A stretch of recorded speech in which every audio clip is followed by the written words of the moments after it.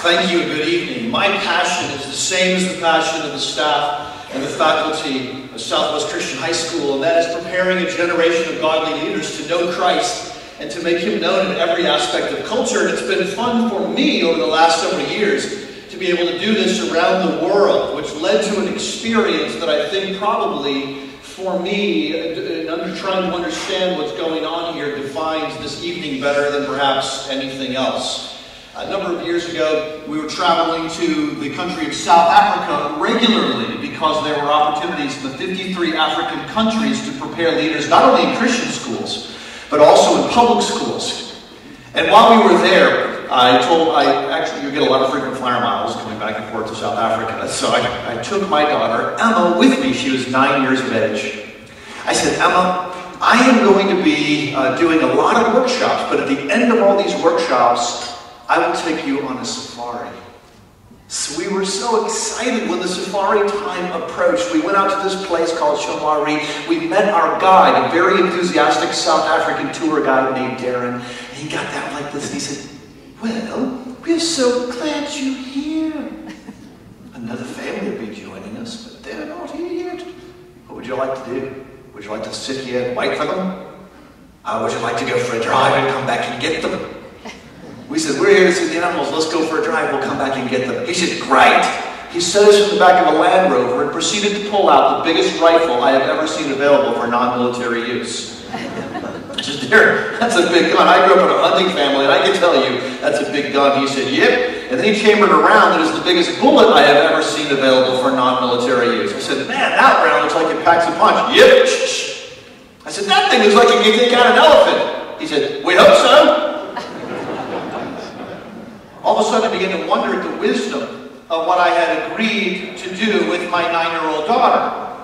In fact, it occurred to me something that a friend of mine had said just a couple of days before, who was deeply concerned that I had chosen to take my daughter on this experience. He said, Jeff, you need to understand the safari is genuinely dangerous. The lion does not know that you're made in God's image. I said, Darren, tell me how many bullets you have. He said, just one. I said, I hope you're a good shot. He said, I hope so too. And with that, we drove out onto this game trail. In fact, he turned to us and said, do you see anything you'd like to look at? Let me know and I'll stop. So we drove probably 3/4 of a mile down the trail. I said, Darren, stop. I see something. I can't tell exactly what it is, but stop. There's something there. So we stopped the truck. And 15 meters off to the left-hand side of our truck, which is as far as I am basically from that screen right there, this is what we saw. A male lion sleeping in the grass.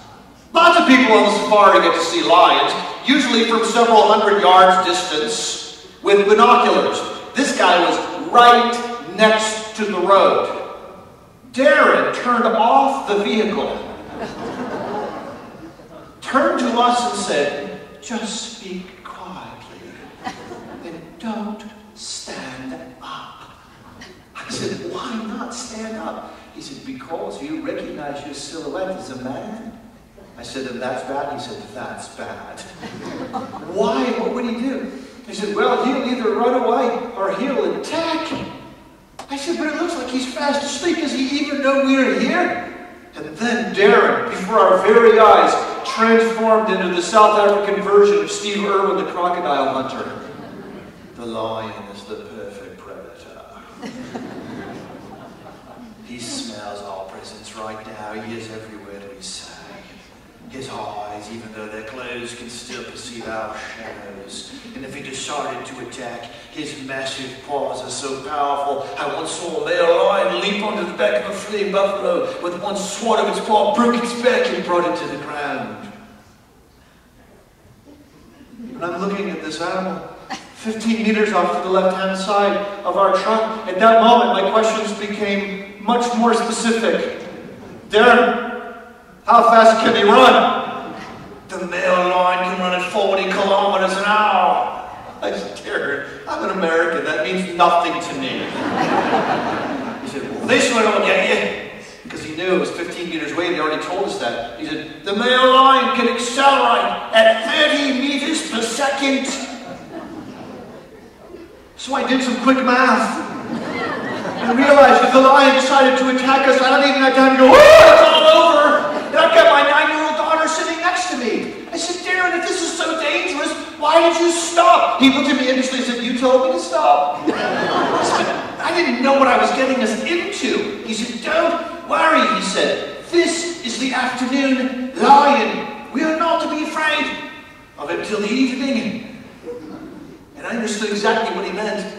Because the afternoon lion and the evening lion are the same animal. The difference is the afternoon lion is complacent, he is disinterested, he is apathetic, he is full and resting and not threatened by anything. In the evening when he wakes up and is hungry and is ready to hunt, he becomes a fearsome creature. All of those attributes Darren had so vividly described to us come into play, and you don't want to be anywhere near the animal at that moment. The difference, though, between the afternoon lion and the evening lion stuck with me, not just in relation to nature. It stuck with me in relation to my understanding of the culture in which we live today. Because the reality is this. We have, in the United States of America today, the most prosperous nation in the history of the world. We have the nation with the greatest technology, the greatest access to travel, the greatest access to education. We are raising a generation that has more of everything that people in civilization value than any civilization that has ever existed in the history of the world. And yet we have allowed our culture to lull our young adults to sleep in the afternoon sun, and it is time to wake up.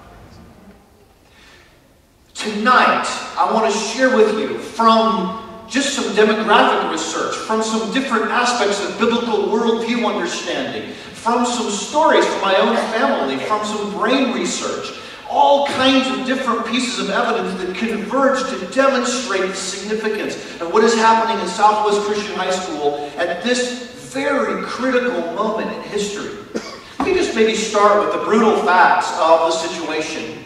You see, we're in a generational transfer time period right now. The baby boom generation is moving out of the workforce. My generation, Generation X, moving into the workforce, but a significantly smaller generation in terms of numbers. Then we have the millennial generation, the students who are attending Southwest Christian High School right now. They are rising up. But as you can see, right in the middle of that picture, there is a gap. And the reality of demographics is this. Whoever fills that gap rules for the next 50 years. And just about every group in the world understands that. Radical Muslims understand that very clearly, and they intend to fill that gap and move young people into positions of influence so that they control the future of the world. Secular humanists understand that and are hard at work mustering educational forces together to indoctrinate young people to take a secular humanist worldview and use that to control the future. You have people from a lot of different worlds. You even have the culture involved in this process. Let's not kid ourselves. The culture itself is at war against the young people. MTV founder Robert Pittman was probably the first to come right out and say it. But he put it this way: we don't just shoot for 14-year-olds, we own them. They will do whatever we tell them to do. Which sounds a lot like propaganda to me. I don't know about you. It actually sounds a lot like this statement that Adolf Hitler made not that many years before. When an opponent says, I will come over to your side, I will not come over to your side, I calmly say, your child belongs to us already. You will pass on. Your descendants, however, now stand in the new camp. In a short time, they will know nothing but this new community. And all of this is happening in a time of fearsome problems. At Summit Ministries, we have the opportunity to work with leaders who lead on the national stage, not only in this country, but also in other countries, and then connect them with young people for intensive leader development. And some of the things we've learned within the last year or so seem truly overwhelming. I mean, right now we're working through an issue with some of our business owners who are graduates of the Summit and different political leaders and so forth, just to try to help our students come to grips with what it means that the national debt, that the federal government obligations are somewhere between $70 trillion and $100 trillion. You try to understand those numbers, it's not even possible. That's approximately $300,000 for every man, woman, and child in the United States of America. You can't even print that much money. I don't know if you know this or not, but in the United States of America, they print, the government prints, the Federal Reserve prints 6.4 billion $1 bills every year. 6.4 billion $1 bills. If you were to print $1 bills to try to pay the national debt, and you printed 6.4 billion of them, it would take you 15,000 years to print enough money to pay the national debt. This is a serious crisis that we're a part of, and it's bankrupting the future of young people.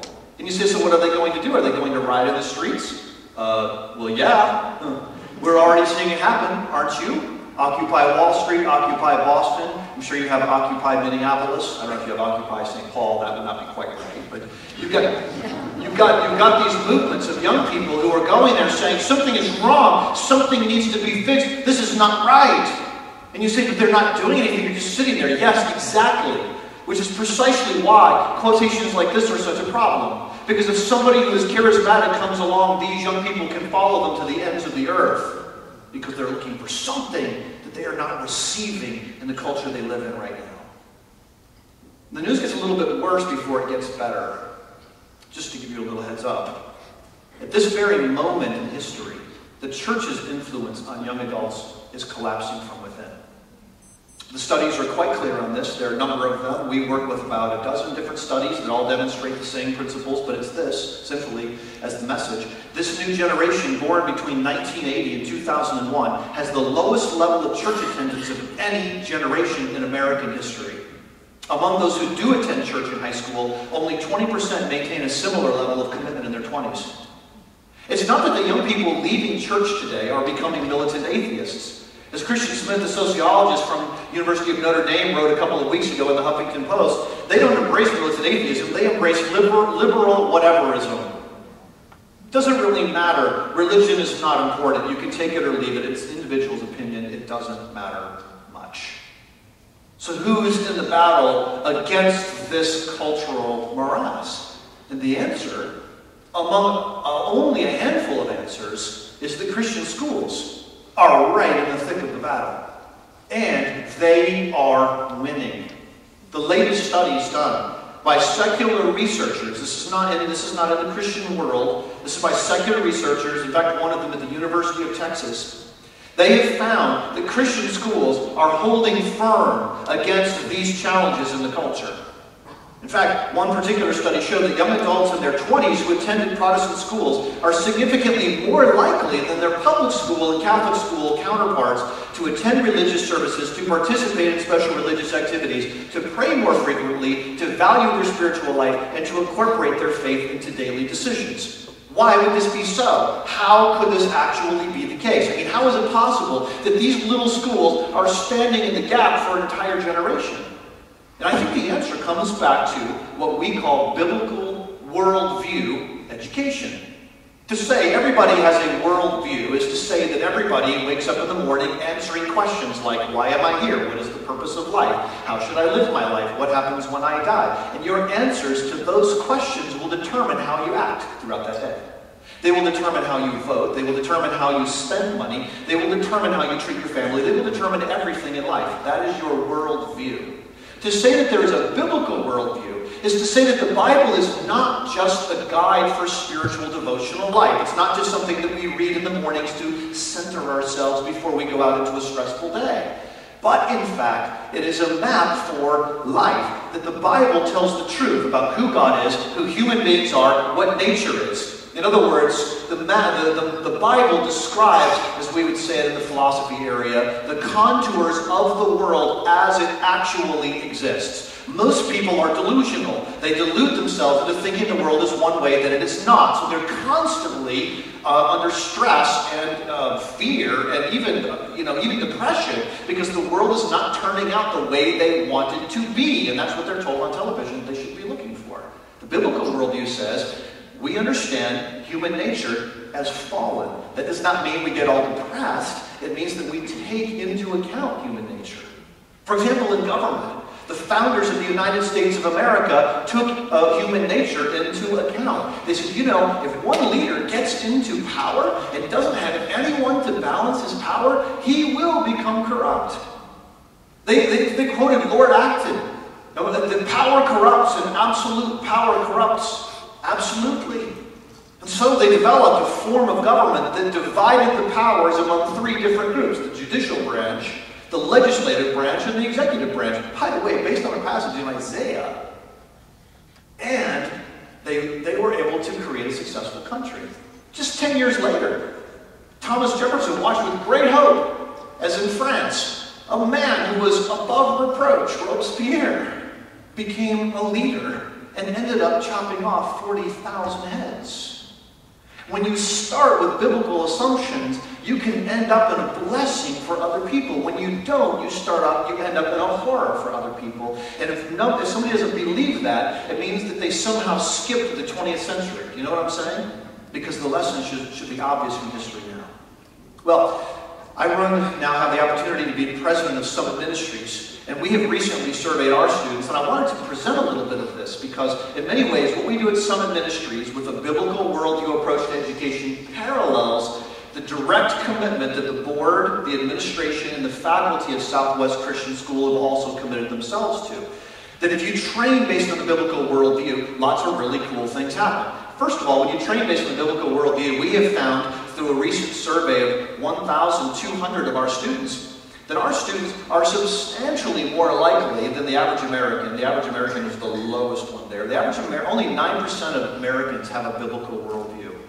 By the way, only 19% of born-again Christians have a biblical worldview. It's not really that much better. But when you look at people who had a worldview education, the numbers are skyrocketing. They're very near 100% in every single one of those questions.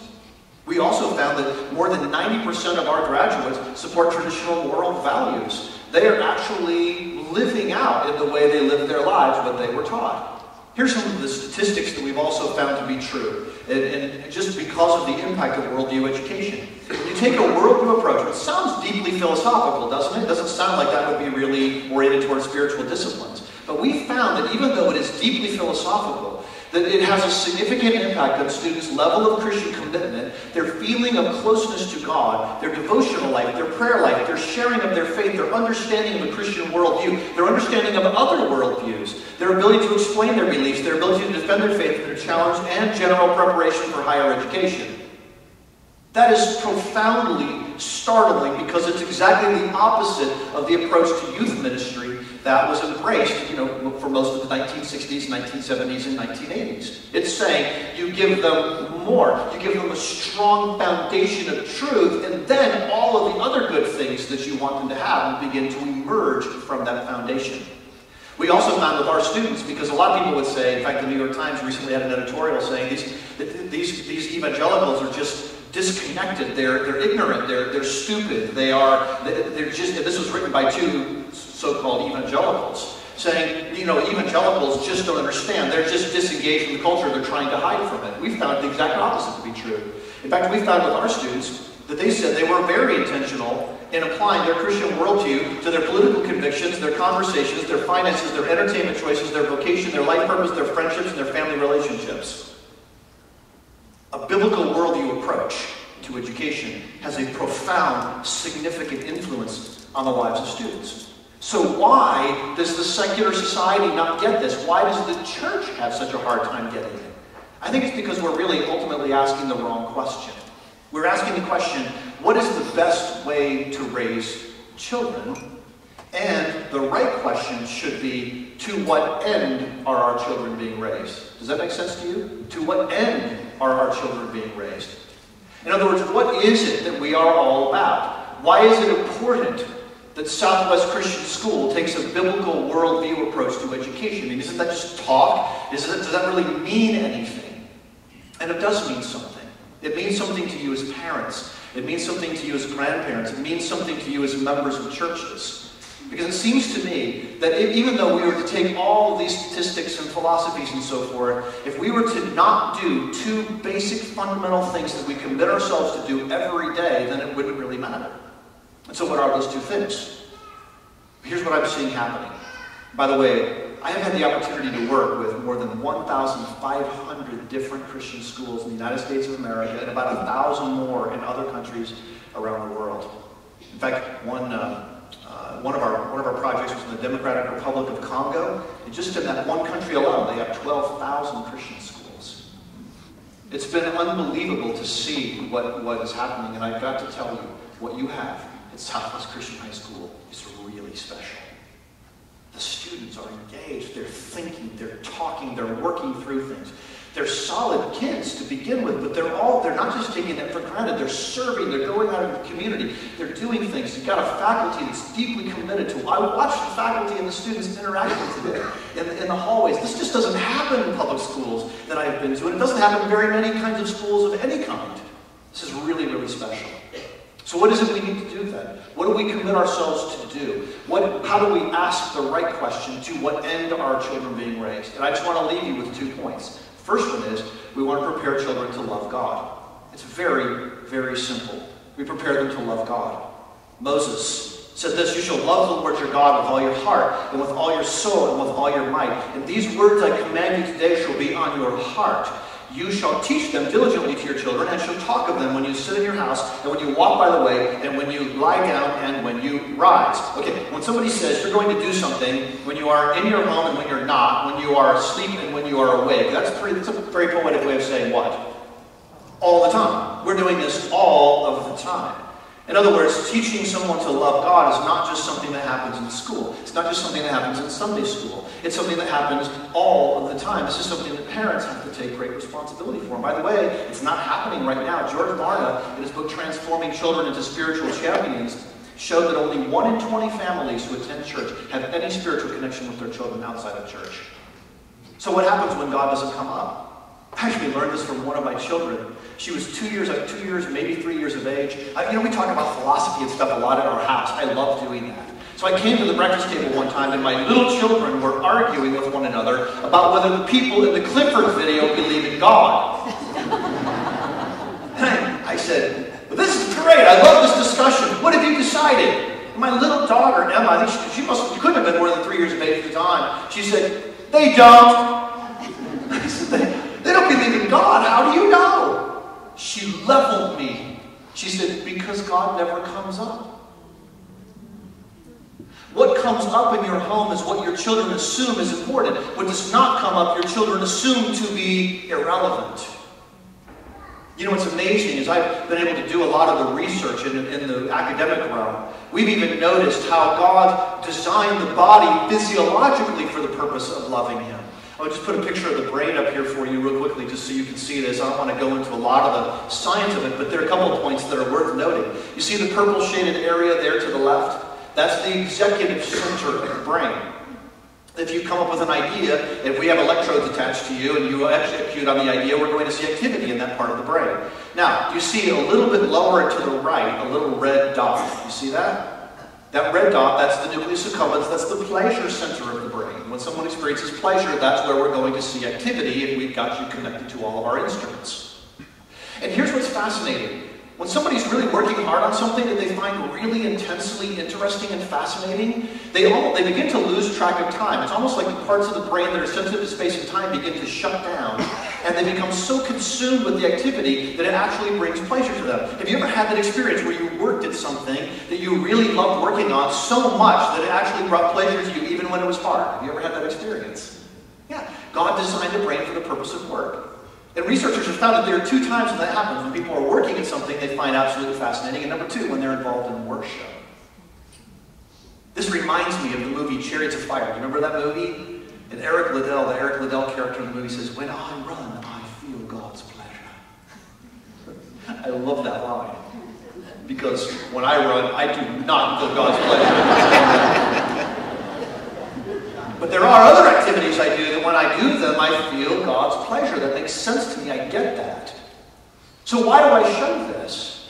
Because the way God has actually designed us physiologically can give us insight into what it means to actually love God. And you would also expect that a society that is committed to banishing all thoughts of God would somehow orient itself to damage the brain and prevent it from this kind of exercise, right? You would expect that. And in fact, that's exactly what happens. Secular psychologists call the experience I described earlier, where you're working at something that you enjoy so much that it brings pleasure to you, or you're worshiping and you lose track of space and time because you're really worshiping, they call that a flow experience. And come to find out, the primary implements of our secular culture today, texting, working on the computer, and watching television, people report fewer flow experiences doing those things than they report at any other time. It's almost like the whole technology of the world. And I'm not anti-technology, I'm just telling you that people are less likely to report flow experiences when they're engaging in the kind of culture that we've created for ourselves. In fact, a study done on 7 to 14-year-old boys who play a lot of video games found that the video games stimulated that red area there, the pleasure center of the brain, watch this, by draining blood away from the executive center of the brain. That the more they played the games, the less they cared about anything else. You show me a boy who is addicted to video games, I will show you a boy who is apathetic about everything else in life. You see, the culture is actually now organized such that we have to be proactive in this generation if we want to teach children to love God. So I brought some of this research home, and we decided we're going to do two things in our home. The first thing we decided to do in our home is that I told the children, we're going to do real things from now on. That's the first thing. We're going to do real things. They said, what do you mean? I said, we're not playing video games anymore. Video games melt your brain. When you have a professor as a dad, you just roll your eyes and say, okay. You know, we'll let them sleep on this a little bit. You'll get over it. We'll gradually get them all back. So they came to me a few days later. They had a good strategy. They said, well, you know, Papa, we don't have to have a video game console, but we totally understand why you would not want us to have that. It's bad for us. But there's another kind of console that we can get called a Wii that allows you to do real things. I said, like what? Well, you can play tennis with it. I said, do you want to play tennis? Yeah. Get in the car. I put them in the car, went down to Walmart, got some tennis rackets and some tennis balls, we went and played tennis. They came back, okay, we gotta think this through again. They said, well, Papa, you can do other things on it. You can go bowling with it. I said, do you want to go bowling? Yeah. Get in the car. Put them in the car, took them to the bowling alley. They came back and they said, well, you can do other things too, like you can ride motorcycles with it. I said, you want to ride a motorcycle? Yeah. Get in the car. We went down and got this little bitty motorcycle. Somebody said, isn't that dangerous? No, it's not. If they fall over, they only fall that far. It's not that dangerous. And then all the other kids in the neighborhood started coming over too, because they all wanted to play on this thing. It was probably a liability hazard. I probably should have consulted an attorney, but I didn't. I just was having so much fun. But then the children came back and they finally admitted to me what they really wanted the video game console for was to play shooter games. They came to me, Papa, well, you know, you can still do other things like with the Wii. You can still play the shooter games. I said, do you want to shoot people? Yeah. Get in the car. I took them from Dayton, Tennessee to Chattanooga, Tennessee. It's a 45-minute drive. It was the quietest drive we have ever had. So they wondered what on earth they were getting into now. We pulled up in the parking lot of Dick's Sporting Goods. I went inside and said, show me your airsoft guns. We bought a bunch of airsoft guns and these bottles of plastic pellets, and we came home and we shot each other for 2 weeks. Using these little pellets. And of course, all the other kids came over, and the whole neighborhood was involved in this. We had these big epic wars that still go on to this day, even though we moved away from that community. I'm sure the parents were all very grateful for my influence. But we had so much fun because we were doing real things. And you know what? In the context of going places together and doing real things, I told my kids, anything you want to do outside that I can afford, I will get you. We ended up with a 124-foot zip line, 5 kayaks. Kayaks are awesome because you can float up to the island that's in the middle of the Tennessee River next to where we live, and you can do Call of Duty and Huck Finn at the same time. It was fantastic. But I was with my kids so much that we had all kinds of opportunities to talk about the spiritual principles. It was maybe a strange version of Deuteronomy 6. But the second thing is to talk, to actually talk about what's really important. Do real things and talk about God and bring Him up into the everyday conversations. We decided we're going to have a family worship time. That's what we would do. And so it worked out. Somebody said, well, so what do you do? Get up early in the morning and read the Bible? Are you kidding me? I am not a morning person. If we read the Bible early in the morning, my children would be convinced that God is very grouchy. Not do that. Late at night, I'm on my way up. You can probably tell. So I said, kids, let's talk theology. And they're like, can we go to bed? You know, this never happens. But I started reading books to them. I started reading the Bible to them. I started teaching them hymns. It was pretty cool to teach the kids hymns. I said, children, there are these great songs that nobody sings anymore because people have forgotten the code. If you understand the code, then you can decipher all of these arcane messages. What do you mean? Well, take that one we sang in church this morning. Extol the stem of Jesse's rod. Yeah. But do you know what extol means? No. It means praise. The stem of Jesse's rod. Who is Jesse? David's dad. Who is one of David's descendants? Jesus. And one of the kids says, I broke the code. Praise Jesus. One of the other kids standing with his arms crossed says, why don't they just say that? Praise Jesus. It's the code, son. Code is important. I taught them the doxology. Hallelujah, hallelujah. How hard is that? So every Sunday we sing it after the offering. The children, when they heard the chords on the piano, after I trained them for this, if we practiced it, they looked at me like, we know this one. They stood up and they were shouting it out. Hallelujah! It is amazing how one kid's voice can cut through 200 adult voices. And I was looking at this kid, I could see one of our elders, tears coming down his cheeks as he's listening to these children worship. Of course, I'm worshiping, right brain worshiping, left brain still playing dad, right? Is that the same kid who sits on the sofa during family worship time and goes, Lord, Lord, Lord, Papa, I'm dizzy. It's the same kid. Gradually getting it. Everything we do is about showing our children that we love God, heart, soul, mind, and strength. You get it? Second thing, the final thing is this, is to prepare children to be a blessing. You say, but come on, be real. I mean, being a blessing, this is the perfect family phenomenon. I see those blogs, they're disgusting. How can you possibly have a perfect family? I mean, you know what the perfect family looks like, right? This is the mom and the dad are there together, and the boy is reading, and he's loving it. And they got a white couch, for crying out loud. This is not like our house. My kids get up in the morning, and I hear all the noise, and I get up, and they're either upset, or they're quiet, which means something bad is happening.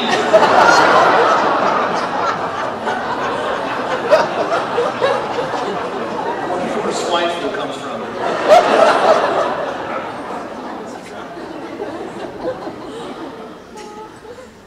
What does the Bible tell us?